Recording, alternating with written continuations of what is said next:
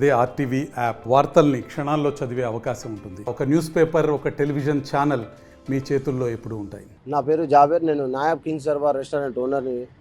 నిన్న మధ్యాహ్నం దాదాపు 1:30 టైంలో ఒక నలుగురు వ్యక్తులు నా రెస్టారెంట్కి రావడం జరిగింది. వచ్చేసి మేము ఫుడ్ ఇన్స్పెక్టర్లం, మీ ఫుడ్ బాగాలేదని మాకు కంప్లైంట్ వచ్చింది. దాని ఇన్స్పెక్షన్ కోసం కలెక్టర్ గారు మమ్మల్ని ఇక్కడికి పంపించారు.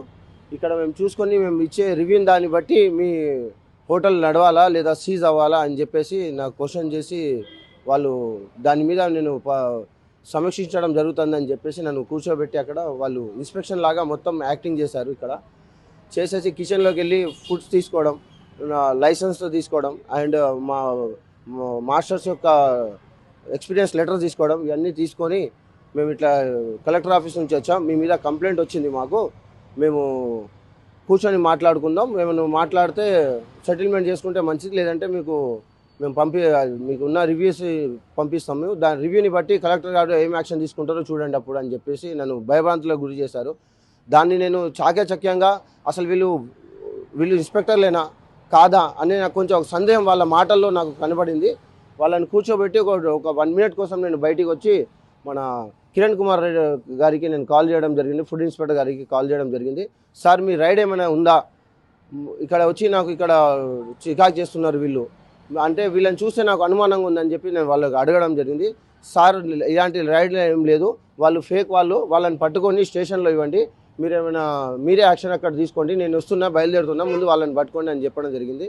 ఈ గ్యాప్లో వాళ్ళు నన్ను కూర్చోబెట్టి 2 లక్షల రూపాయలు డిమాండ్ చేశారు. ఈ 2 లక్షలు, ₹1,00,000 వచ్చేసి మన ఫుడ్ ఇన్స్పెక్టర్ గారికి ఇవ్వాలంట, అందులో 50,000 ఏమో కలెక్టర్ సీసీ గారికి ఇవ్వాలంట, ఒక 50,000 వీళ్ళు వచ్చిన వాళ్ళకు పంచుకోవడానికి కోసం కావాలని చెప్పేసి నా దగ్గర వాళ్ళకు ఒక అమౌంట్ని ఎట్లా పంచుకుంటారు వాళ్ళని చెప్పేసి ఒక క్లారిటీ ఇచ్చేసి నాకు ఒక 2 లక్షలు అడ్వాన్స్గా డబ్బులు కావాలని చెప్తే, నేను అప్పటికి వీళ్ళు ఏం చేస్తున్నారు ఏందో అర్థమయ్యి, సరే సార్ మీకు డబ్బులు అనేది నేను ఇస్తాను, ఒక శుక్రవారం కాబట్టి మా ఫాదర్ వాళ్ళందరూ నమాజ్లో ఉన్నారు, ఒక ½ an hour వెయిట్ చేయండి, ఈలోపు మీకు అమౌంట్ అనేది నేను అరేంజ్ చేస్తాను అని చెప్పేసి వాళ్ళని కూర్చోబెట్టి ఒక 30,000 రూపీస్ క్యాష్ తీసుకొని వాళ్ళ చేతిలో పెట్టి బిర్యానీ తినిపించి కూర్చోబెట్టాను. వాళ్ళని కూర్చోబెట్టేసి ఈలోపు మా వాళ్ళందరూ నమాజ్ చదువుకొని బయటికి రావడం జరిగింది. ఈ గ్యాప్లో మేము మా వర్కర్స్ అందరూ వేరే మా రిలేటివ్స్ వాళ్ళకి అందరికి కాల్ చేసుకొని, మా మామ వాళ్ళందరికీ కాల్ చేసుకున్నారు. కాల్ చేసుకొని వాళ్ళందరూ వచ్చేసి వాళ్ళ బయటికి రాగానే వాళ్ళు ఇక్కడనే పట్టుకొని మనం లాక్ చేయడం జరిగింది. ఈ గ్యాప్లో వాళ్ళు కారులో పారిపోతా ఉంటే మళ్ళీ పట్టుకొని వచ్చి కూర్చోబెట్టి వాళ్ళని అసలు ఏంది ఎవరు వీళ్ళు అన్ని మొత్తం ఆరా తీస్తే, టేకులపల్లి మండలం సీతారాంపురం గ్రామం వాళ్ళు అజ్మీరా యువరాజ్ అండ్ యువరాజ్ సింగ్, రామస్వామి, మోహన్ రావు అని వీళ్ళు 4 వ్యక్తులు వాళ్ళ డీటెయిల్స్ ఇచ్చారు. వాళ్ళ కార్ని వాళ్ళని పట్టుకొని సిఐ గారి దగ్గరికి తీసుకుపోయి వాళ్ళకి అప్పగించడం జరిగింది. సార్ ఎఫ్ఐఆర్ చేసేసి వాళ్ళ మీద కేసు నమోదు చేశారు. వీళ్ళు మన ఫుడ్ ఇన్స్పెక్టర్ వాళ్ళని కూడా కాల్ చేయడం జరిగింది. వాళ్ళు కూడా వచ్చి వాళ్ళ తరపు నుంచి కేసు ఫైల్ చేయడం జరిగింది. దయచేసి ఖమ్మంలో ఉన్న హోటల్ యజమానులు అందరూ ఈ మీడియా ద్వారా నుంచి మీకు తెలుసుకున్నది ఏంటంటే, ఒకవేళ ఎవరైనా వ్యక్తులు మన రెస్టారెంట్లోకి వచ్చి వాళ్ళు మేము ఫలానా వ్యక్తులు ఫలానా డిపార్ట్మెంట్ నుంచి వచ్చినామని చెప్పినప్పుడు వాళ్ళ ఐడి కార్డులను చూసి అసలు వాళ్ళు కాదా, నిజంగానే ఉన్నారా లేదా అనేది ఒక అవగాహన తీసుకొని దాని తర్వాత మీరు దాన్ని ఎట్లా చేసుకోండి, కానీ ఎవరిని పడితే వాళ్ళని నమ్మకండి. ఇలా నాతో పాటు జరిగింది, రేపు మీతో పాటు కూడా జరగవచ్చు.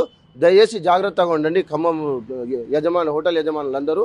ఇంకోటి మీడియా ద్వారా తెలుసుకున్నది ఏమిటంటే, ఖమ్మంలో ఉన్న ప్రతి ఒక్క సంఘానికి ఒక యూనిటీ అనేది ఉంది, దాని ఒక కమిటీ అనేది ఉంది, ఒక రెస్టారెంట్లకు తప్ప.